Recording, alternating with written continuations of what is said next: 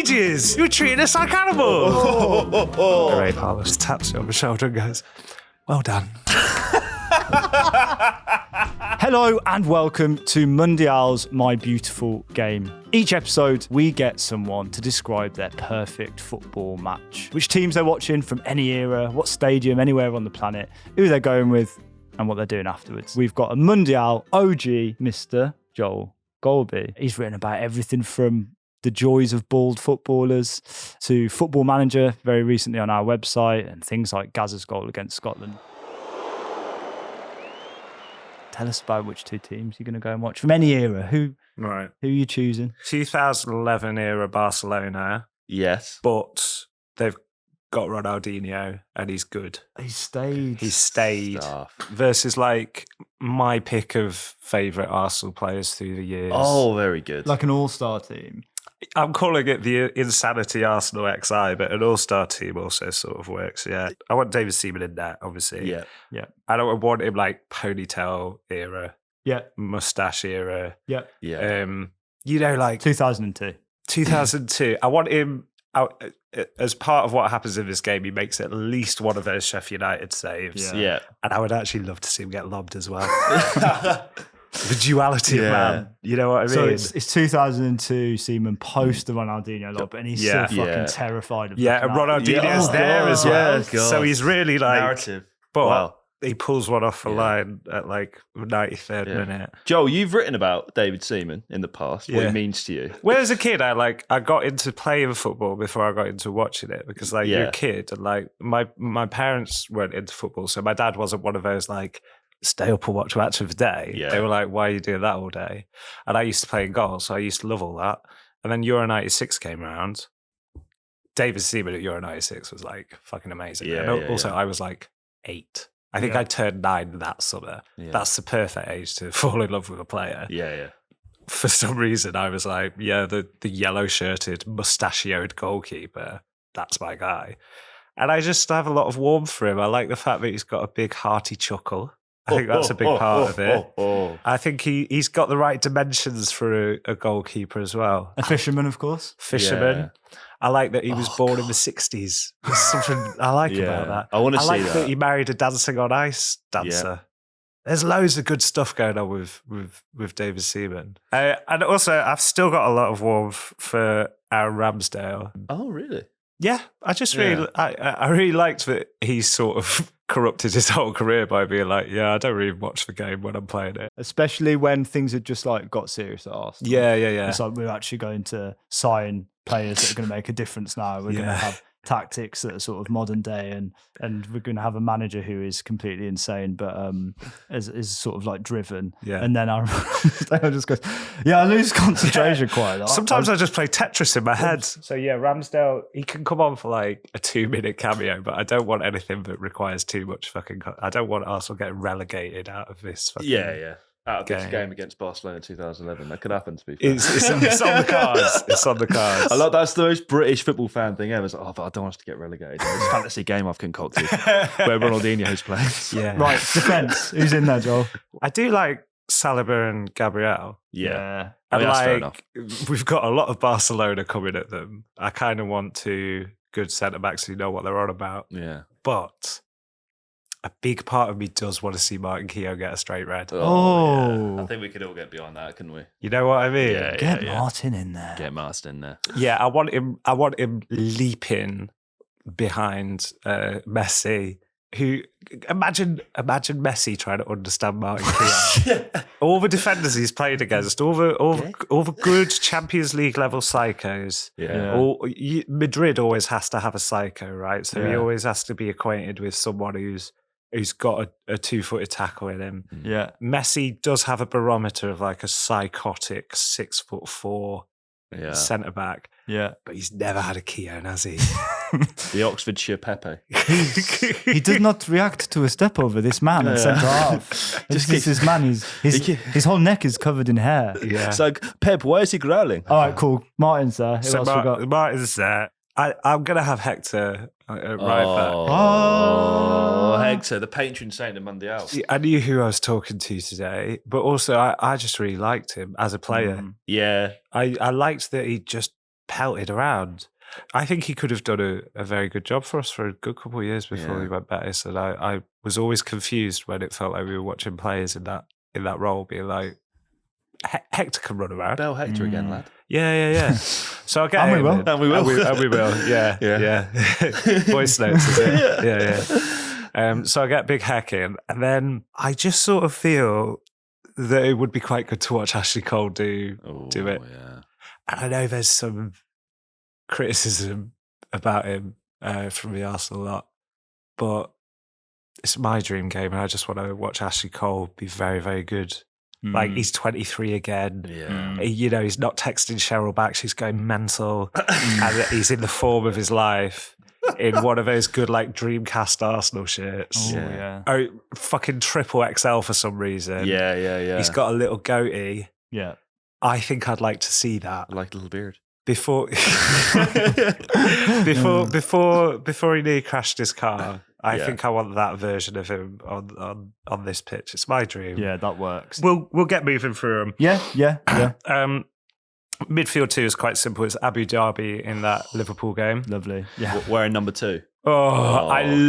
That's my favourite. If I ever get asked to play in a number, gliding around the pitch. That's such a good YouTube compilation. There is no more watched football video in my archives than just him doing that. And then I'll have Jack Wilshere in the FA Cup Youth Final, because that was the first time I actually went and saw Arsenal play live. The first game I went to was like a fairly random Youth Cup final that my mate was like, these are cheap tickets. And Wilshere was playing, and everyone in the stands was like, this guy's up next.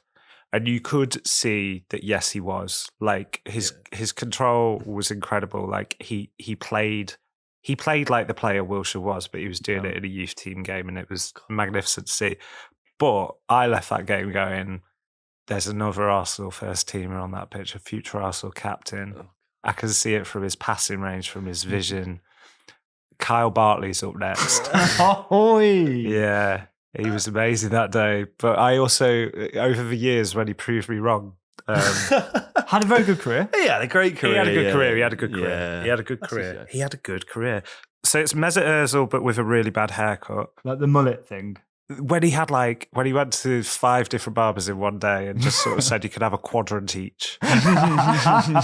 He was always good then. Like, before he figured out how to Twitch stream, before like the Arsenal barber got him in and just gave him something a bit more sort of normal and done by one man. That version of Ozil was, even though it very rarely actually particularly led to anything, obviously he had that great season with all the fucking assists. Yeah. I want him in that kind of form. I want him proper bug-eyed and like just sort of looking like he just woke up. I want him just being a little freak in the middle. All right. I want him full freak mode. Message in the middle being freaky. Yeah, and then the next two is... It's weird because basically I went to a game during Arsenal's very, very bad couple of years before it really swung up. And I could not believe how good Mkhitaryan was. Really? He had technically a rubbish game, but he was just always open. And I think like he was always a bit Prince who was promised. Like you would hear about him at Dortmund and be like, there's this freak, no one can spell or say his name. Yeah. He looks like a depressed greyhound. Yeah. And he's just sort of mooching about, if he comes to the Premier League, it's going to be great. And he went Man U, which sort of wasn't the right fit for him. And when they did that swap, it was Sanchez, right? Yeah. When they did that swap, I was like, we've done well out of that. I was wrong. Yeah. But watching him sort of shrug and mooch around, I was like, I wish there were 10 other men on that frequency. Yeah. Like, if him and Weird Ozil, just make them go and camping for 2 weeks and come back and they're like, we figured it out. Yeah. I want everyone on that wavelength. Yeah. And then a little bit before that, obviously, I saw a game. And it was, annoyingly, it was when Sanchez was doing that thing where he was just always furious. Yeah. And he was just being a little brat. And everyone knew he was going to Man U. So no one really wanted to go near. He was plutonium at that point. Like no one wanted to be near him. But he was still astounding. And I want to see the version of him that was like doing everything. Yeah. like running everywhere, doing everything. He was all over the place in those good seasons. Right. I like this freaky little trio. Okay, And yeah, then we've got who's- 3 freaks of Thierry. Yeah. I know he wasn't technically, he was better off the left and turning in and doing that long shot, but like he can play in the middle, it's fine. You got 3 struggling freaks. You've got Abu Diaby all over the place. Bellerin's up and down. Thierry can figure it out up top. Yeah. And I've got Kalina as referee. Yeah, good for you. Good, always good thing of the refs. Yeah. And where are these freaks playing? What stadium are we going to, Joel? Just Emirates. Just the Emirates? I think like Not Highbury. I never went to Highbury, so Yeah, but you I can- don't have any. I can't remember anything But about it. Would you like to go if you could? Because we Yeah. can sort that for you. Well, yeah, I suppose it's magic. Right? Yeah. It's magic. Yeah, very much so. We're yeah, using yeah, magic. very much so. Not the J.K. Rowling magic, though. Hear me out. No. Oh no, not about that. Not about that. now, Not about that. No. Hear me out. I'm going to have 1/3 Highbury, so I can go and have a walk around. Go on those tiles. You know what I mean? Yeah. 1/3 Emirates, just so I can get in and out nice and quick. Yeah, And yeah, also the vista's nice, the curve. Yeah. top of Yeah, the nice. Emirates. It's I actually a really actually, nice stadium, I actually yeah. fucking love Yeah, the Emirates. Yeah. It's a good stadium. I mean, it was sort of like the first generation of new stadiums in my head. It's the best one. In fact, it now feels even as much as like I went to Highbury twice. You know, when you create memories for yourself. In my head, I Yeah, had to just- walk through someone's front room to get to my Yeah. seat, like because it was all part of terrace housing. But in my head, I had to actually walk through Got their you. front room. I asked my dad about it, and he was like, 100%. "No." Yeah. No, don't worry about that, Jamie. We're just robbing the house. Yeah. We didn't. I'm just going to check the carbon monoxide. Yeah. Okay. Yeah. And then the final third is the Millwall Stadium. Oh, yeah, nice. Because have you ever been to a game at Millwall? I've been What's to it? Den. The Den. Mm. So it's one of my favourite experiences in football. My mate's a Sheffield United fan, and I'll go with him, and I'll be in the away end, and I don't watch the game at all, but I pick a little Millwall fella, and I just rile him up.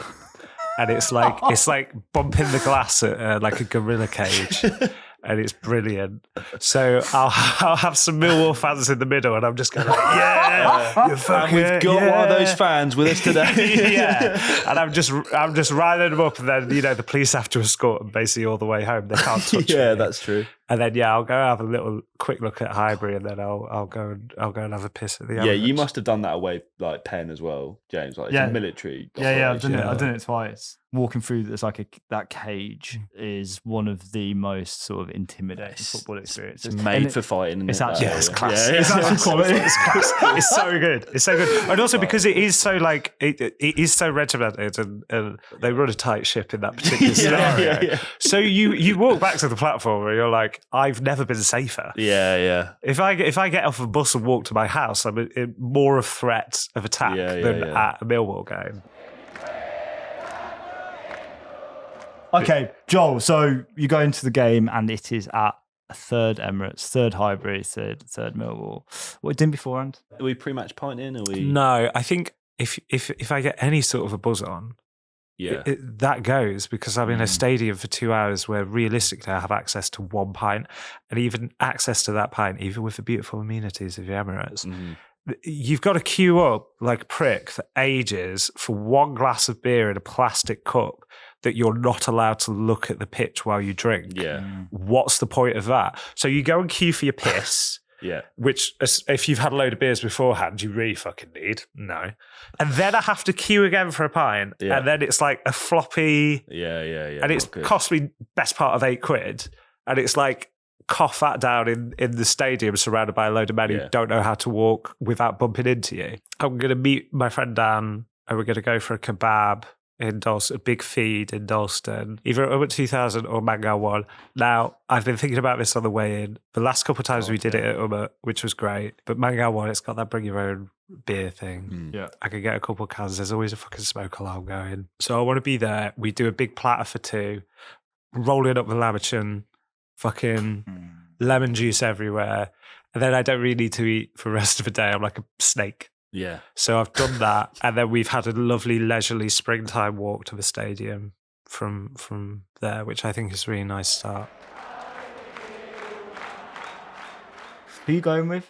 I'll go with my mate Dan, and go with Ray Parlour. Yes. Someone speaking sense at last. And I'm going with Billy Carpenter. All right. Any questions? Have you met each other before? No. Are you like a group of friends? No, Billy Carpenter, if you're not familiar with him, he's a year. No. A year. You're not Billy Boys? No. Fuck. Okay. No, not Billy Boys. Not to Billy Boys.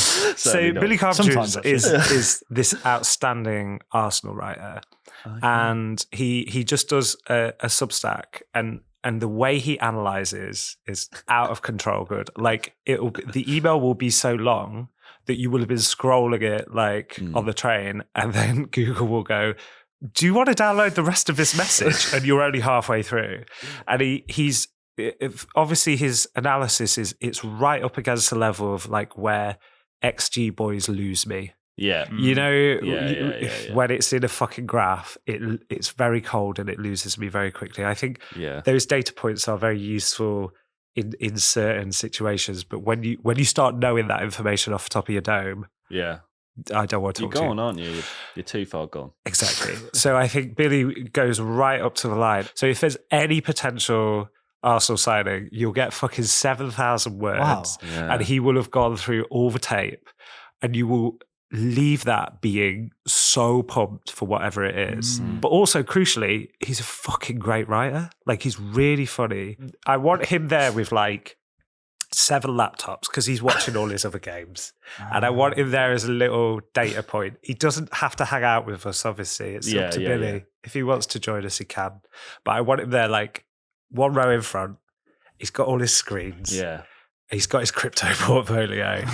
And then occasionally I can go, was what Hector Bellerin just did there, was that good? And he can go, no. And then I can go back to Dad and be like, oh, what is Hector doing? I need him there as like my interpreter of the data on the field. And the Romford Pele, just in the Similar background. sort of role for Ray. Back into Jaeger bombs. Well, for the Queen. No Jaeger bombs because you have to queue up for too long for the Jaeger bomb. Have I told you my Ray Parlour story? No. A few months ago, I got invited to like, one of those things where they do Athletic Brewing, the non-alcoholic beer sponsor of Arsenal. Yeah, okay. We're doing like a stadium tour on this random Monday morning. And there was no +1, so I just turned up to visit Emirates on my own. And it's like, when you're around a football stadium when there's no action there, eerie, quite strange. There were no people I recognised on the tour. I really was like, what the fuck media mailing list was this? Who the fuck has turned up to this? And you do the tour, and it was a very well-trained, like, stadium tour person who gave us facts and really good stuff about like, oh, and this means this, and the reason this is this pattern is it throwbacks to this. And then Ray Parlour was also there as an invited guest, and he would just do an off-dome anecdote, and he was immaculate at those. Yeah. Like, she would go, and that, of course, was Arsene Wenger's first. So he'd go, yeah, well, of course, Arsene, well, he was a genius. And it had us all eating broccoli and all sorts. And he just really changed the club. And he would just do that at different spots on the tour. He's like, I'd never had chicken before. And he was like, it was just like that. So it was an immaculate tour. Yeah. And then afterwards, there was this little, like, they go up and all the Arsenal chefs make you some food, and then you have to sit through a couple of CEOs with microphones talking about how good non-alcoholic beer is and the story of the brand. You're like, okay. That was all happening, and people were starting to leave, and they were going up and having a little moment with Ray. And so I went up there to leave, and he was talking to these people, and I just sort of, I'm a big presence, right? I'm a big guy. Yeah. So I'm looming next to this little group of people, 2 PRs and Ray Parlour. I go, oh, hey, sorry, I just came in for a quick handshake with Ray. Like, hello. And he's like, yeah. And he disarmed me by going, how you doing? Yeah. Because I was expecting handshake, thanks for everything, leave. And he gave me, how are you doing? And I froze because I wasn't expecting that. And I didn't have anything loaded. So I was like, yeah, good. And then I was sort of half stuck in this conversation. So they sort of start talking amongst themselves again. I've lost my easy cue to leave. So I'm just there. And then my brain was just searching for a question. And I sort of interrupted them, and I went, have you still got that pub, Ray? And he paused, and I could tell I came out too loud. And he went, Oh no, we got rid of that a couple of years ago. And he just again did a tight anecdote: broccoli on the menu, chicken breast, all of that. It was like, yeah, it was lovely pub, graded building, of course. It was right by the canal, and people used to love coming out. But yeah, in the end, it was just too difficult to run. And they sort of carried back on. And I'm there, and Ray's talking, and I go, "You excited for the Jamiroquai tour?" Because, as you know, Jamiroquai recently announced a tour, and I thought it might be an in with Ray Parlour. And then he sort of does say, yeah, well, I met JK, yeah, no, we went backstage and had a beer. And like he goes back to it. And then right at the end, I go, all right, I'll find my moment. I'll just have one more handshake and then I'll get out of here. And I do that. And then as I'm leaving, he just taps me on my shoulder and goes, well done.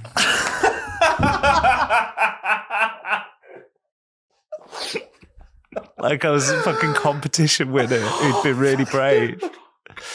Yeah.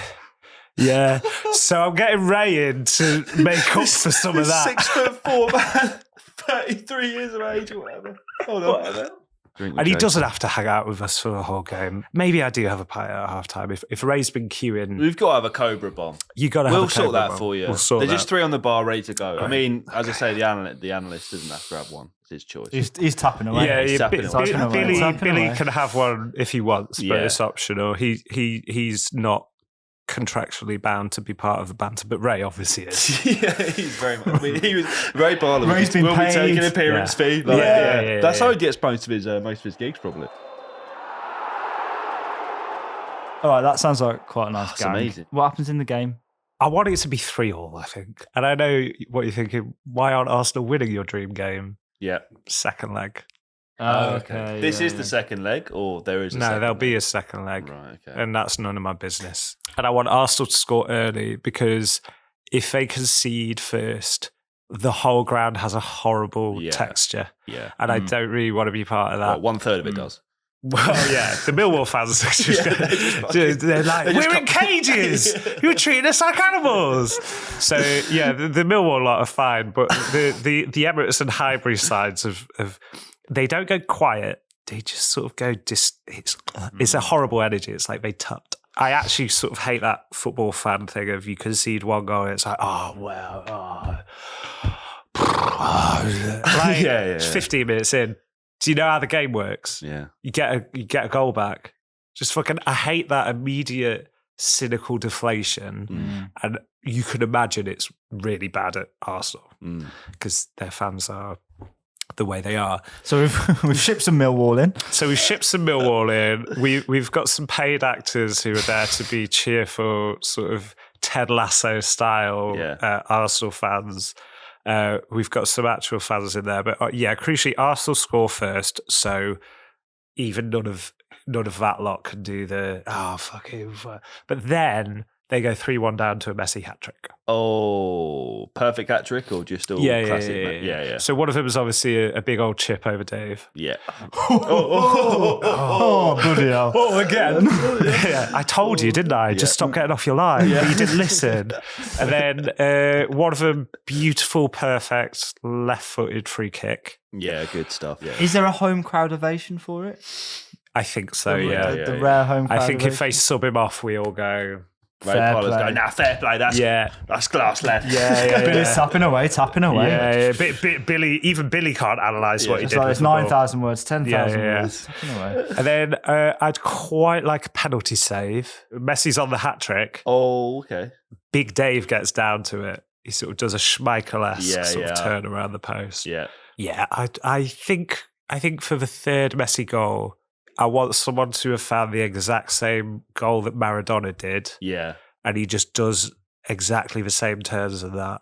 And then, he just takes around the keeper and he even feels embarrassed slotting it in. The ball has enough momentum to get there on its own, but just to make sure he taps it in. I'd like to see that. That'll be 3-1. And then, Martin Keown does something violent and psychotic, but does not get sent off. Then I'll just take Thierry finishing out his hat trick. I'd like 84th minute second goal, so everyone can get a bit. Or it's a bit. Maybe some people have started to leave and they fly. They're trying to get back in. And they can't. You're just there being like, don't Nah. let him in. Yeah, that's one of my rules. Millwall's still in. Yeah. They can't get out, of course, in a cage. They're padlocked in, but no one's allowed back in. You fucking watch it on your phones. You little rats. I hate when people leave early. Hate it. Yeah. Anyway, we won't get into that because it's my dream game and no one has left early because they've all been warned. They're all wearing little things from... Shockers. They leave the stadium. Yeah, exactly. So everyone's in a shot collar and they'll die if they leave. And it's 90 minutes. We're looking at the clock. Fuck. Like, it's 91. You know what I mean? Like, Barca are trying to do a sub to slow everything down. Don't let the ball go out. Don't get like Ashley Cole's ran right. He's done an amazing run just to keep the ball in. It's brilliant. It's dedication to the cause. And then, fucking ball comes in. Every cunt's in the box. David Seaman's up there in case he can get a header. And then, falls to Thierry. That left foot curls it right through the pack, other side of the goal. And there's a little pause. And then everyone goes fucking mental. It's shirts off. I'm just hugging strangers. Yeah. It's crazy. Ray's got all the Cobra bombs that he secretly had in his pockets. We're just going nuts on it. And it's euphoric. There's fireworks going off. They had some spare fireworks from the Champions League. They were like, we loaded these up because we're meant to play on Wednesday, but just set them off now. That was mental. 3-3 in the first leg. Saturday 3 p.m. and the sun's shining, but that's fine. Get the fireworks out. What a brilliant way to end a football match. That's lovely. That's absolutely lovely. But now the real party begins. Where are we going after? Quite far away from the stadium. Right. I don't really want to be in Arsenal pubs with Arsenal people because they're always going like, "Oh, Arsenal." It's like, okay, I get it. I'm done now. I've done my bit. It's over for me. Thank you. I've just put this match together for you. Yeah, innit? You should carry me out on your shoulders. That's crucial as well. I don't have to walk through a crowd. There's like some secret fucking alleyway that takes me to Cousins Pool Hall. I go and play maybe 17 games of pool. I've got a Snickers from the bar with my last FS. I'm loving life. And then I'll go to a good pub and just have some good pints. They've got another game on. Yeah. Great. So a lot of the crackling energy from the actual game we've watched, that's left the atmosphere. And now it's just a Saturday in London, which I prefer.